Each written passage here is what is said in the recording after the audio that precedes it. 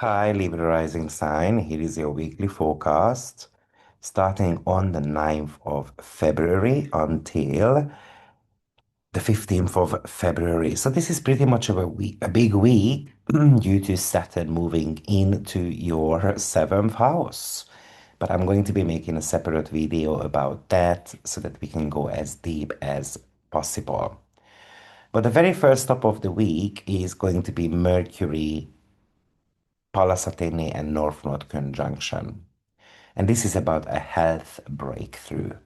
Maybe you start seeing the link between your physical symptoms and maybe some emotional or mental habit that you've got. Or maybe you even find more of an intuitive ways to organize something that is boring, kind of like seeing why I'm meant to be doing these type of things. Or maybe there is an interaction happening with a colleague of yours or even with a client of yours. And this could be giving you an idea about how to become like strategic. Or this could even indicate a strategic alliance, for example, with a coworker of yours. Or you start seeing how your daily work serves a much larger, more spiritual purpose. Because Mercury is the ruler of your 12th house. This is also an indication that we're going to have to start taking care of the physical body a lot more. So this could be kind of like a start of a new habit, for example, a little bit of a commitment in a way that I would like to get healthier. Even you can be having an interaction with a pet of yours, and it can feel like that the pet has given me a message or clarity over something. So this is a spiritual connection established with a coworker, with the work, with a pet of yours, and it gives you this sudden aha moments, intuitive downloads. Now, next up is Sun in your fifth house, making a sextile to Chiron in your seventh house in the sign of Aries. And this is about you being able to express a relational wound, maybe through art, music, or just playing around, or intimacy department as well. This is about being around someone who is incredibly relatable and maybe makes you feel good, and then your confidence level is increasing.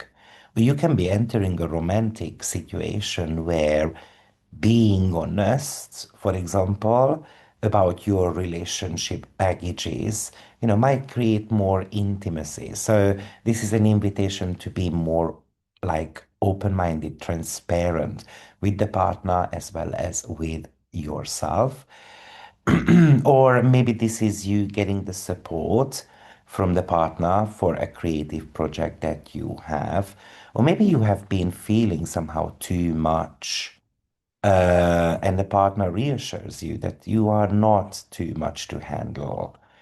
Or I can imagine a moment of fun with your child, and that somehow impacts your relationship topic as well.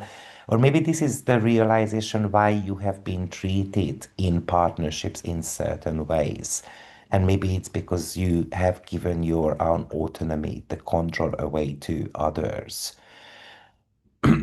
Or this is about you receiving, in a way, love by your audience as well. And that is, of course, making you feel a little bit more joyous.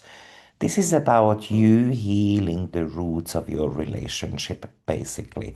It is going to get that spotlight, which might be coming from childhood experiences, and obviously just knowing why I am struggling with relationship is already liberating. The healing doesn't mean it's going to start immediately. Next up is Mars and Vesta conjunction in your fifth house. And Mars and Vesta together is about focus. But why it's so important is because Saturn is moving into your seventh house as well on the very same day. So Saturn moves in the seventh first, and then after Mars and Vesta are making the conjunction. So this is about turning a creative project, something that you are passionate about, into kind of like this legally binding business partnership. So collaboration is highly possible. Maybe you are selling certain type of products in the next 2.5 years under the business name of someone else, or they want you to sell their product. Or maybe you actually take on a responsibility regarding a child. Or I can imagine that a fun affair might turn into something more serious, more a long-term commitment, where of course there are certain type of rules as well that we have to be able to adhere to. Or I can imagine that you commit to create something, like you commit to this creative work, and that could be establishing you as an authority in your field in front of the world as well. Or, like I said, this could be really talking to you about turning a hobby into a professional sphere. And, I'm going to be offering this type of service to others also. Or I can imagine that you realize that to have the romance you want, you must also learn to be an unapologetic version of yourself, or you have to be the grown up in your partnership. Or you might even use your creative talents to actually kind of do a networking, or you're seeking out for professional alliances or supporters. So that's even highly possible as well. Next up, a few asteroids are in interaction also. Juno and Jupiter opposition, which is happening in your fourth and 10th house. And on one hand, this could talk to us about Jupiter wants your career to take off in a big way. There is a desire for that. But you have got these domestic issues or home responsibilities. And therefore, we might not be able to kind of like balance this out in the bestest possible way. Or you would like your kind of tribe, your family to be more of an anchor in your life, but you might feel like that they are not giving you the support. Or maybe you want to be seen as a nurturing leader, but at home you have to be this strict type of disciplined person, and therefore it's a little bit more difficult to kind of find a balance. Or I can imagine that you are going to be having a massive professional opportunity, but it might be a huge commitment. It might be taking time away from your family duties.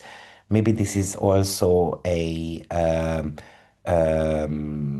opportunity for professional status. Like I can imagine, for example, that you have got the opportunity to sell a property, for example, or you have got the opportunity to create a home-based business, but somehow the bureaucracy, the paperwork might be a nightmare. Jupiter rules sales in your chart, and the fourth house is connected to properties. So even if you sell a property, what am I going to do that? What am I going to do with that money? Am I going to be investing that into certain type of a business, for example? And maybe you even thinking about finding a way to honor your ancestors. Maybe this is you being able to break the karma in a way that, I want to be an authority figure, and that's something that might have been not the case, for example, in your ancestry line. Remember, Juno is not just about marriage, but it's about soul's contractual agreement as well. Now, Arachne enters your fourth house also. So, of course, the home environment is still pretty active there. And maybe you are kind of like acting like an architect. So, you are coming up with some home renovation. You're looking at the blueprint, the structures of your living space, rearranging things. But you can start quite a ancestral research as well, and then you start weaving together, the threads of your family history, so you can make a lot of discovery about your family roots, about your own, your family history, where you come from. Or I can even imagine that you start seeing certain type of triggers in your home environment, and then you're going to be systematic about it, and I want to be removing them so I can have more peace at home too. Or I can imagine that you are looking at some historical matters, for example, of your property, of a piece of land, um, like maybe you're even thinking that the property that you are on actually is worth more due to some historical elements. Amor enters Pisces, and that's your sixth house. And we see that we have got quite a huge activation going on in your sixth house, right? So this is about finding joy or fulfillment in helping others. Or I can imagine that you are about to start a bit of a wellness practice, but this might be like sound bath or Reiki, and you might even decide to offer such things. Or I can even imagine that you become a little bit more, the heart of the workplace, or you are supporting other people's emotional needs at work, giving them kind of like encouraging words, but more of a compassionate way. Or I can imagine that you creating these healing bonds with a coworker or even with a pet. It's like armor here is like I'm gonna decide to have an emotional support pet in a way. Or maybe you decide that I'm gonna stop being so hard on myself about the to-do list that I've got. It's about embracing imperfection. So just learning to go with the flow as well, forgiving the imperfection. And last but not least, asteroid Lilith enters the sign of Aries this week as well. So that's another seventh house activation. And Lilith is paving the path for Saturn. So this is about me demanding total independence within the partnership. If I don't get it, I'm just gonna walk away from it.